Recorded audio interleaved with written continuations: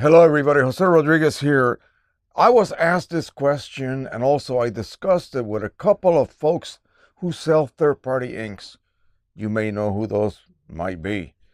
And there was a certain level of concern because these inks that are being sold to you as a, for example, a set for the Pro 1000 or a set for the Pro 10 or the P800, whatever the case may be, could be an EPSON P600, 400, whatever.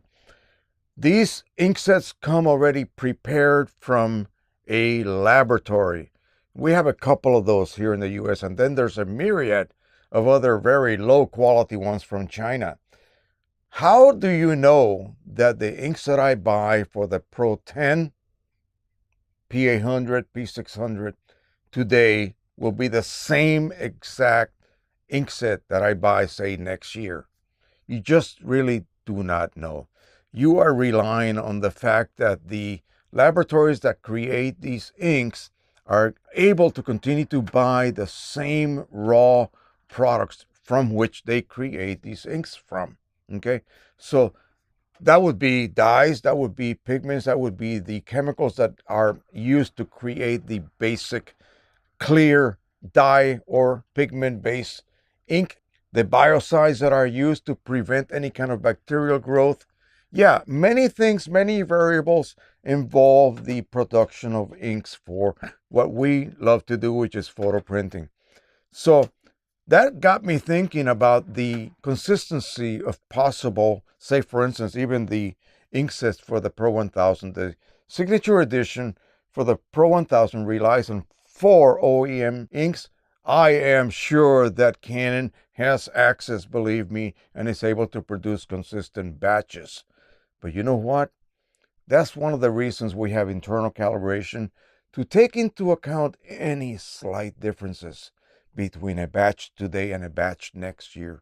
Well, to put things even in a worse situation, we are using 8 third-party inks and 4 OEM inks. So we're mixing sort of a, what someone might call a hybrid ink set. Now, I'm trying to use as much OEM across the board as I possibly can, but a lot of you who buy these particular inks, specifically these right here, you may be getting the 8 plus 4. And again, you're relying on the ability for the labs that create the inks for Precisioncolors to sell, or Ink Owl to sell, or any other company out there to sell, that they are producing the same exact batch. Quality control comes into play. Okay, the magenta has to be exactly the same as last year's magenta, whether it is next year, the year after that, the year after that, and so on, because all of these ink sets, as people may not realize, the colors have to be matched. They have to mesh together and work together to produce the best quality results that your print engine, and whatever printer you're using, expects to get, so that it can do its job in the mixing of just a few colors to allow you to create an image, or a print that is, that may contain up to 16 million different shades and hues and colors. Yeah, that's how many you can technically produce on a print, on a modern type printer. So I, at this point, probably would not worry too much, because any slight differences that may occur can be handled by custom profiling, and that will bring you sort of in line again. But I just had to bring this up because, again, discussing it with a couple of people who are in the business of selling third-party inks, that's one of those things that brings terror to their minds. That's the last thing they want to do, to not be able to provide the customer with something today that'll be the same thing next year and the year after that, so that you have complete consistency. Otherwise, you have to be constantly adjusting, constantly creating new profiles to fit and take care of any kind of differences or discrepancies in the output of a given ink set, even though it's supposed to be the same ink set.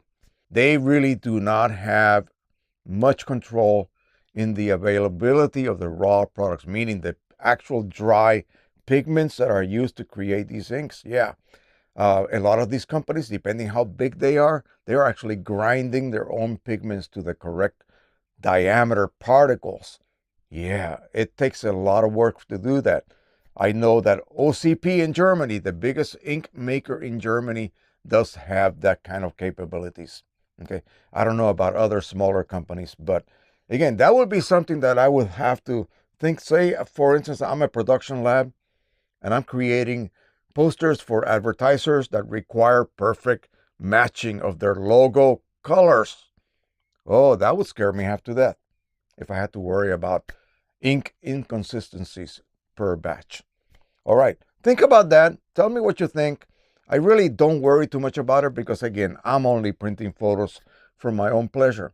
But anyway, some other people may not be. And that may be something that they would have to then take into consideration.